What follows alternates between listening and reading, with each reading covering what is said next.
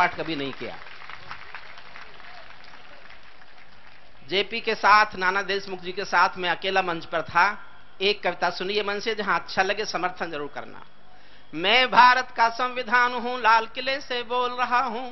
मैं भारत का संविधान हूं, लाल किले से बोल रहा हूं। मेरा अंतर मन घायल है, दिल की गांठें खोल रहा हूं। मैं शक्ति का अमर गर्व हूं, आजादी का विजय पर्व हूं। पहले राष्ट्रपति का गुण हूं, बाबा भीमराव का मन हूं। मैं बलिदानों का चंदन हूं, कर्तव्यों का अभिनंदन हूं। कभी कभी मैं रामायण हूं, कभी कभी गीता होता हूं। कभी कभी मैं रामायण हूं, कभी कभी गीता होता हूं। रावण वध पर हंस लेता हूं, दुर्योधन हट पर रोता हूं। मैं भारत का संविधान हूं, लाल किले से बोल रहा हूं। मैं भारत, बस ऐसे ही सुनते जाइए, जहां और अच्छा लगे और जोरदार तालियां बजाइए। मेरे वादे समता के हैं, पूरी कविता में संविधान बोलता है। मेरे वादे समता के हैं, दीन दुखी से ममता के हैं। कोई भूखा नहीं रहेगा, कोई आंसू नहीं बहेगा। मेरा मन क्रंदन करता है जब कोई भूखा मरता है। मैं जब से आबाद हुआ हूं, मैं जब से आजाद हुआ हूं, अपनों से बर्बाद हुआ हूं। मैं ऊपर से हरा भरा हूं, मैं ऊपर से हरा भरा हूं, मैं ऊपर से हरा भरा हूं। संसद में 100 बार मरा हूं। मैं भारत का संविधान हूं, लाल किले से बोल रहा हूं। मैं भारत का संविधान हूं। मैंने तो उपहार दिए हैं, मौलिक भी अधिकार दिए हैं। धर्म कर्म संसार दिया है, जीने का अधिकार दिया है। सबको भाषण की आजादी, कोई भी बन जाओ गांधी। यहां से शुरू होती है कविता। मैं भारत का संविधान, और गंभीर होना थोड़ा। मैं भारत का संविधान हूं, लेकिन तुमने अधिकारों का, पहली कविता है जो किसी के खिलाफ नहीं है। किसी के खिलाफ है तो मेरे भी खिलाफ है, क्योंकि 1/120 करोड़ हिंदुस्तान में भी हूं। पूरे 120 करोड़ से बात करता है संविधान, समझिएगा। लेकिन तुमने अधिकारों का, मुझमें लिखे उपचारों का ये कैसा उपयोग किया है। सब नाजायज भोग किया है, मेरा यूं अनुकरण किया है जैसे सीता हरण किया है। मैं भारत का संविधान हूं, लाल किले से बोल रहा हूं। मैं भारत का संविधान हूं। मैंने तो समता सौंपी थी, तुमने फर्क व्यवस्था कर दी। मैंने न्याय व्यवस्था दी थी, तुमने नर्क व्यवस्था कर दी। हर मंजिल थैली कर डाली, गंगा भी मैली कर डाली। शांति व्यवस्था हास्य हो गई, विस्फोटों का भाष्य हो गई। आज अहिंसा बनवासी है, कायरता के घरदासी है। न्याय व्यवस्था भी रोती है, गुंडों के घर में सोती है।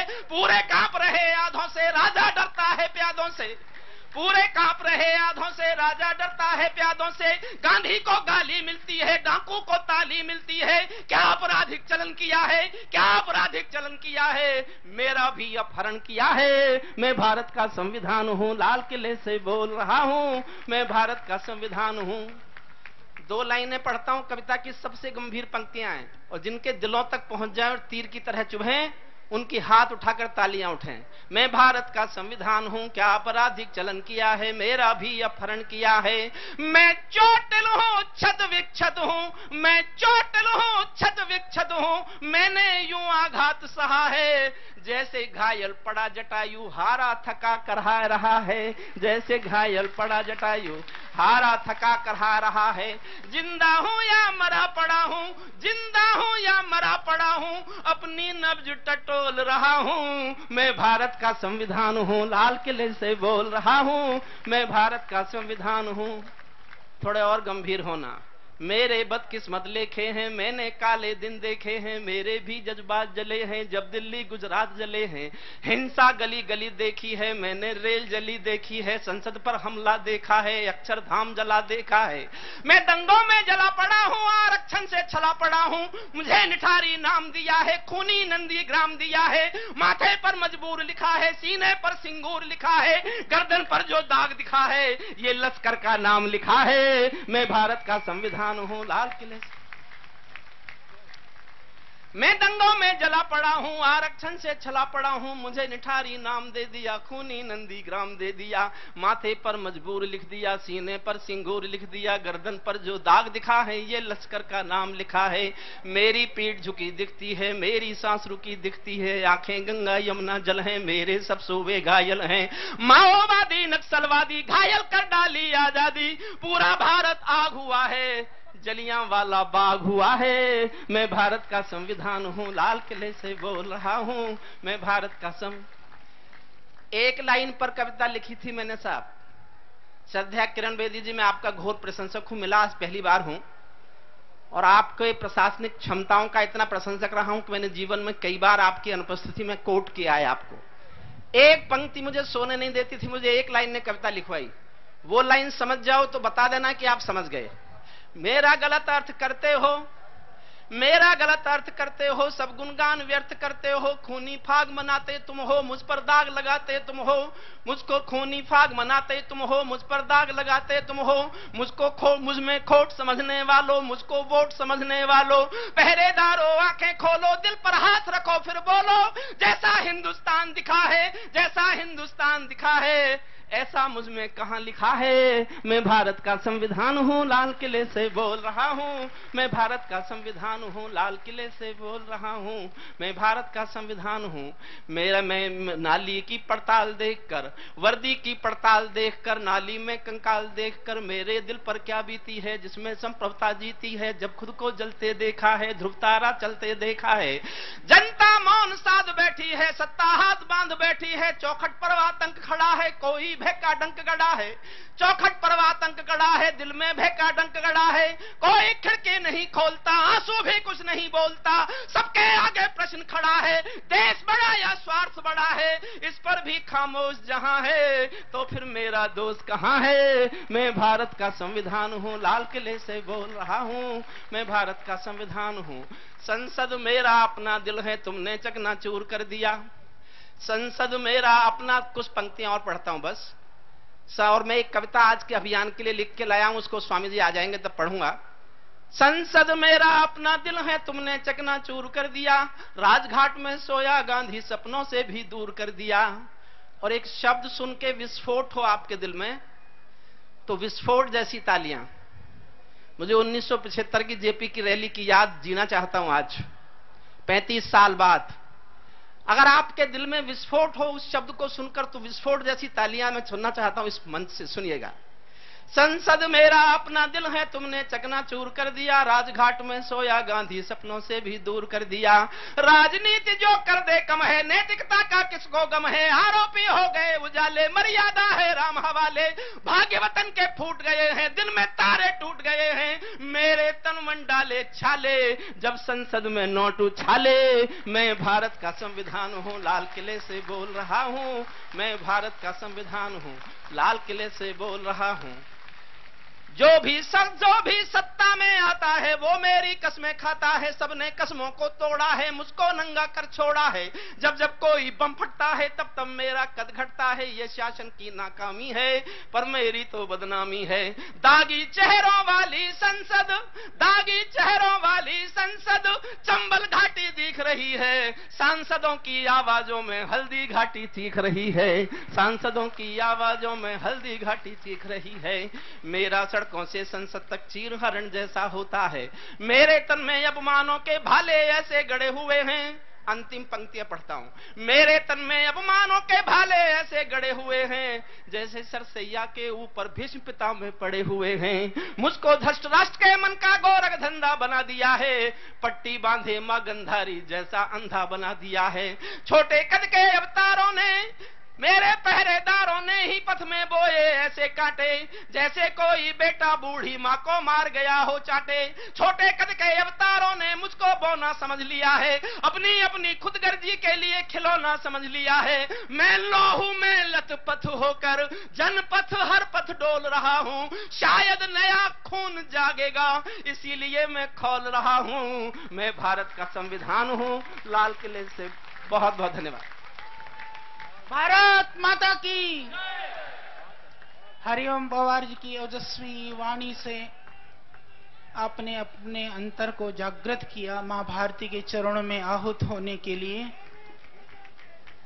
हमारे इस मंच पर इस देश की महान विभूतियां, महान संत, महान क्रांतिकारी और हमारे क्रांतिकारी शहीदों के परिवार, चाहे वह सुभाष चंद्र बोस जी का हो, चाहे बाकी सभी क्रांतिकारी वीरों के पारिवारिक जन भी यहाँ पर हैं।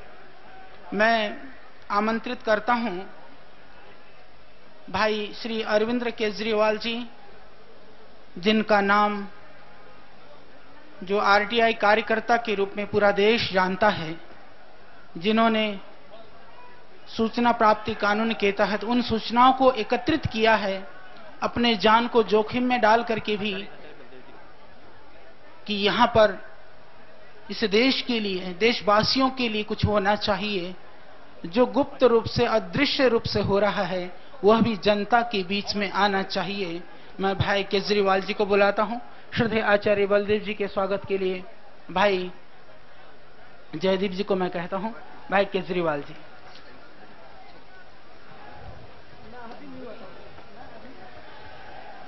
मंच पर आसीन सभी गणमान्य लोग, साधु संत, सबको मेरा सादर प्रणाम। साथियों, श्रद्धेय स्वामी रामदेव जी महाराज ने भ्रष्टाचार और काले धन के खिलाफ ये जो आंदोलन छेड़ा है, सारे धर्मों को, सारे लोगों को, सारे देश को जोड़ने का ये जो बीड़ा उठाया है, अब एक बहुत बड़ी उम्मीद की किरण बनी है कि अब तो देश सुधर के रहेगा। पिछले साल, 2 साल, 3 साल से एक के बाद एक देश में भ्रष्टाचार के बड़े बड़े कांड सुनने को मिले हैं, देखने को मिले हैं। तो एक बहुत बड़ा प्रश्न उठता है कि इतना सबूत भ्रष्टाचार के खिलाफ, भ्रष्टाचारियों के खिलाफ इतना सबूत सबके आने के बावजूद कोई जेल क्यों नहीं जाता? ऐसा क्यों होता है कि सबको पता है कि इसने इतने पैसे की चोरी की, इसके बावजूद कोई जेल नहीं जाता?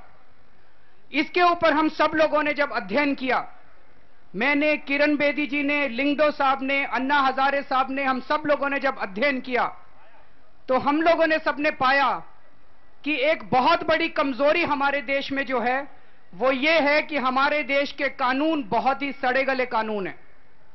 कुछ लोगों को ये गलतफहमी है कि हमारे कानून बहुत अच्छे हैं और उनका इंप्लीमेंटेशन ठीक नहीं होता, उनका कार्यान्वयन ठीक नहीं होता। आज आप जब यहां से जाएं तो अपने मन से ये निकाल दें कि हमारे देश के कानून अच्छे हैं। हमारे देश के कानून इतने सड़े गले हैं कि ये कानून भ्रष्टाचारियों को सजा देने के लिए नहीं है, भ्रष्टाचारियों को बचाने के लिए बने हुए हैं। और यही एक बहुत बड़ा कारण है कि इतना सबूत पब्लिक में होते हुए भी कोई जेल नहीं जाता। मैं आपको एक छोटा सा उदाहरण देना चाहूंगा।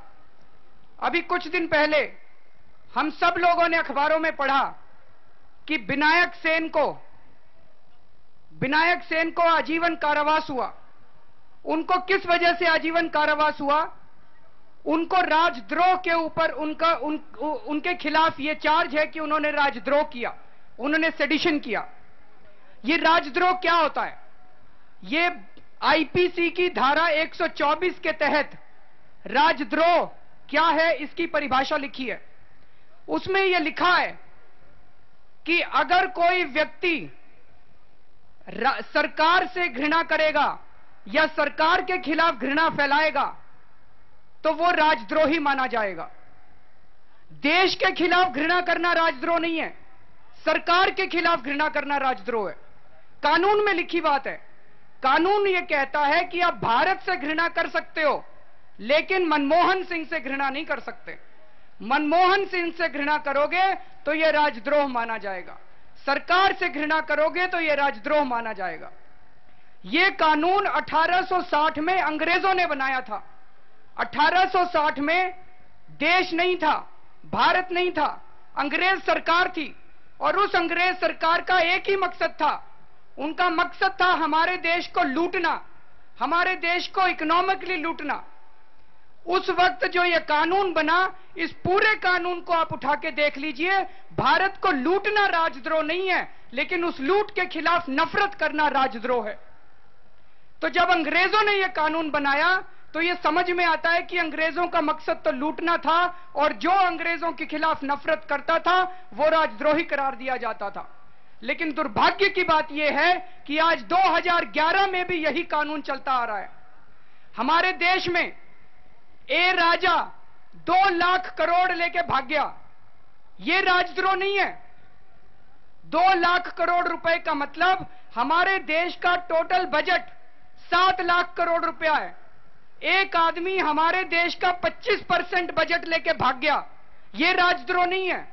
यह क्या है? यह भ्रष्टाचार है। भ्रष्टाचार का मतलब कि अगर एक टीटी 1000 रुपए की रिश्वत ले ले तो उसको भी उतनी सजा मिलेगी और राजा को भी उतनी सजा मिलेगी। तो राजा ने जो 2 लाख करोड़ रुपए की का